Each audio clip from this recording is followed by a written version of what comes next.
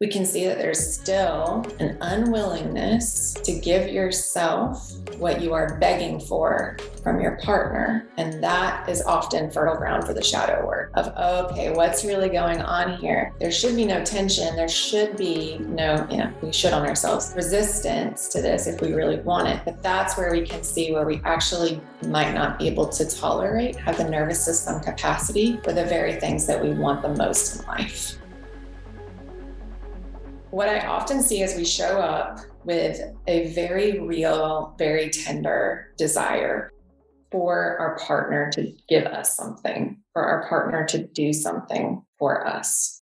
And we are in very real pain and what I call embitteredness because they seem to not be able to meet us there. When we're looking at the micro macro, what I mean is like it exists here, it exists there, it exists there. Like wherever you look in your life, you see this dynamic play out. So for instance, one of the main things that women say when they come to me is that they want to be able to slow down in life, but where they feel the pain the most acutely is during sex with their partner, because they feel like he's kind of progressing faster than what their body's really into. And so they tend to rely on dissociation a lot during certain periods of sex, especially after they have maybe their first orgasm or their only orgasm. And then there's kind of like this belief of, it would just be considerate for him to like hurry it up now, So it's like this weird little pacing of I want to slow down so I can enjoy sex more. And so I can be more present. And so it's not all genital or clitoral focused. And then also this but speed it up when I want to speed it up. Right. So, but what I see is when we take that down to self-pleasure, where you're just by yourself, and theoretically you could slow it down to whatever speed you want to go. There's still a speeding it up. I've got 10 minutes to relieve this tension and get back to my life. So when we take it down to, well, how are you showing up with your body? When it's just you and your body in a room, can you give yourself the thing that you want? We can see that there's still an unwillingness to give yourself what you are begging for from your partner. And that is often fertile ground for the shadow work of, okay, what's really going on here? Because there should be no tension. There should be no, we should on ourselves, resistance to this if we really want it. But that's where we can see where we actually might not be able to tolerate, have the nervous system capacity for the very things that we want the most in life. So then we start to say, okay, let's create fun little playgrounds, little sandboxes for you to go and experiment and gently expose yourself to this thing that you say you want and you do want. However, you don't have really physical capacity to meet that experience without dissociating.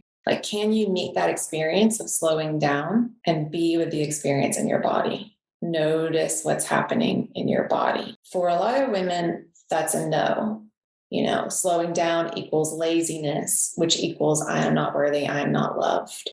I'm being too indulgent with all this time, right? And indulgence means I'm being selfish. That's dangerous and destructive. So these very positive things that we really want can register in our nervous systems as threat, as something that's going to bring us hardship and harm. And so we can often project that onto our partner when our partner is in the room. However, when they're not in the room, then we have to look at what are we giving ourselves and not giving ourselves? Can we show up and give ourselves the very things that we want the most from other people? Often that is where the work is, from my experience. Yes. And it is holofractal, right? Because as you're saying, you're talking about this dimension of slowness and patient presence, but it's also, it's the betrayal, it's the rejection, it's all of the hurts that we experience coming from the outside are invariably already, being enacted, on the inside. And that's where I think this concept of containers and this concept of creating the conditions for safe embodied experience, because I don't know on a spectrum, how extreme my recovery process has been, but I know that when we started working together a year ago, and then I started doing more specific somatic experiencing work for months. I couldn't identify sensations. And you've talked about how like numbness is a sensation, right? So that was where I was beginning, right? It's not like I had like this horrible feeling I couldn't be with. It was so excruciating. Like literally it was like just dead zone. Like my whole body just felt like I couldn't identify anything. I just knew that I didn't like, the experience of being still with myself or slow with myself. And so that's where, setting up these containers, time containers, sort of, making sure that whether it's that the door is closed when you're going to be with yourself for 10 minutes, whether it's, you're going to do something for one song or two songs, setting up these parameters so that you can cue and signal to yourself, it's okay to explore. And it's not an indefinite space, I think has really been super powerful. So I wonder if we could move deeper into this topic, because it's so big and it's so complementary with the work I had been doing up until meeting you around nervous system capacity, and what does that mean, right? Because when you talk about feelings being, sort of the most powerful service you could support somebody in, right? I think we know that we don't want to feel bad feelings and we'll do pretty much anything not to, including self-abandon, self-reject, put ourselves into situations that are even more dangerous than whatever it is that we imagined we were careening towards to begin with. But I don't think we really have a sense of the fact that there are practices, there's time, there are processes required to expand the nervous system capacity to hold these so-called negative emotions. And also, most of your work is around holding the pleasure, right? Holding the experience of bliss, ecstasy, expansive energies. And yeah, if you could share a little bit about like how our desire, this makes sense to us cognitively, like how sometimes our desire can outpace really the nervous system capacity and what it looks like to grow that capacity. Yes. So I'm so grateful to Luis Mojica of Holistic Life Navigation because he gave me these words. And it was something that I had been feeling for a while, but I hadn't had a language to. And that is desire versus capacity. And when we think of desire, that's a very mental realm, right? It often is. It's our ideas about what we think we want or a craving we might have. And the desire that we will wrap around it is our image of what it will look like to meet that need. So I may have a desire to go to the beach, for instance, and the needs underneath there might be a desire for warmth, a desire for rest, right? And so it's this mental image, though, of how I will meet that. And it can be very true and very positive and very valid.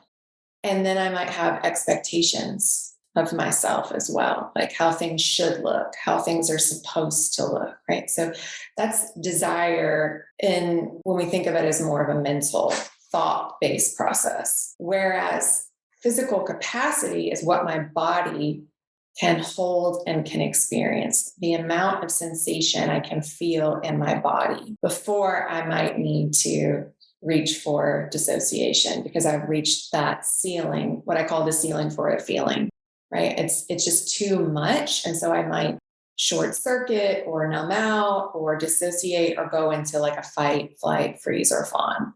And so when we think of nervous system capacity, not a lot of people think of capacity in terms of pleasure.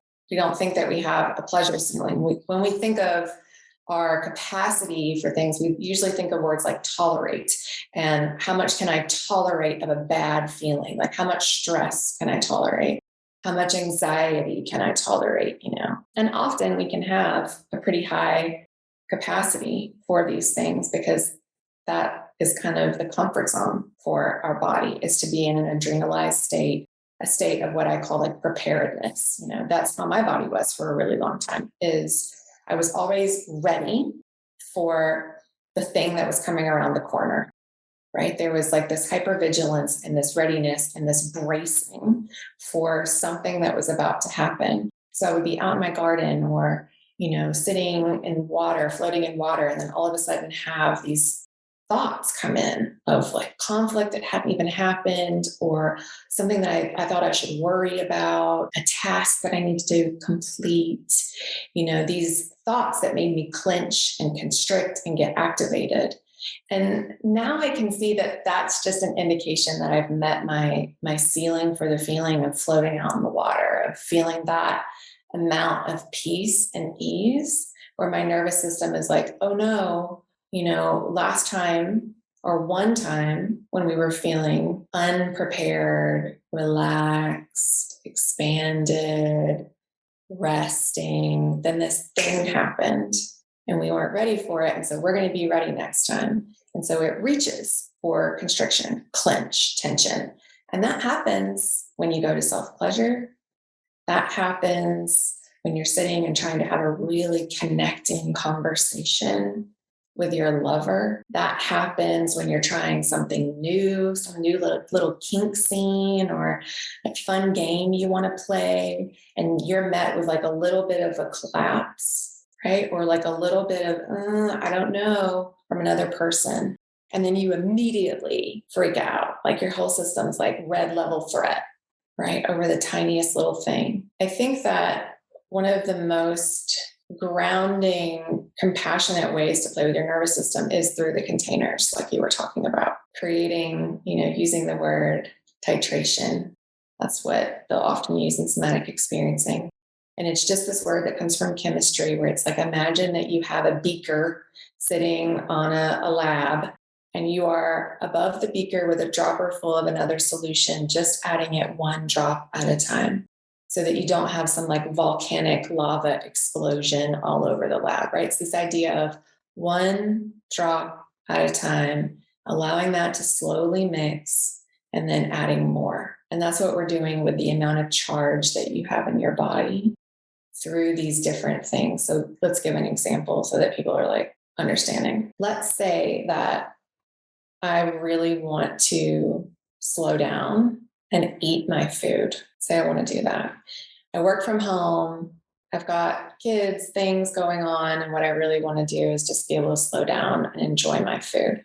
But when I sit down to eat my food, I feel an intense pain in my solar plexus area and like anxiety all of a sudden, like sensations in my chest that I would call anxiety. That's usually an indication when we're feeling this huge rush of charge.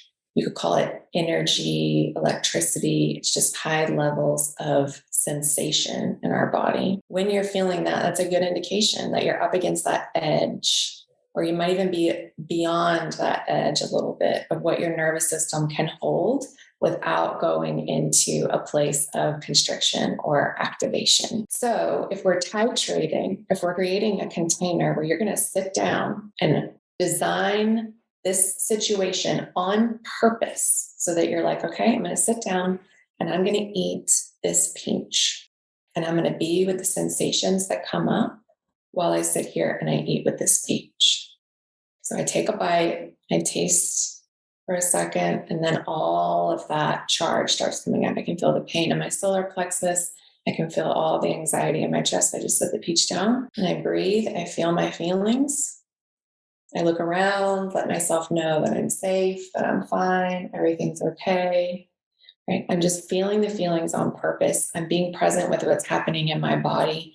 I'm noticing what's happening with my thoughts. And then I can pick up and eat the peach again. And that might be a first little experiment. Can I sit here and eat my peach and be with the feelings that are happening in my body? Notice the deliciousness, notice the thoughts, and just be with this experience. And then once you get comfortable there, and eating the peach no longer feels what you might call stressful or negative, and they're no longer flooded because your body no longer sees that as you're being too indulgent, you're not giving enough time to work, you've got things going on, you're being too lazy, you're moving too slow, whatever the belief systems are. Again, it's just revealing the programming. It's just revealing the conditioning. It's just revealing what might feel like it's getting in the way of your pleasure, but it's actually the way to access your pleasure.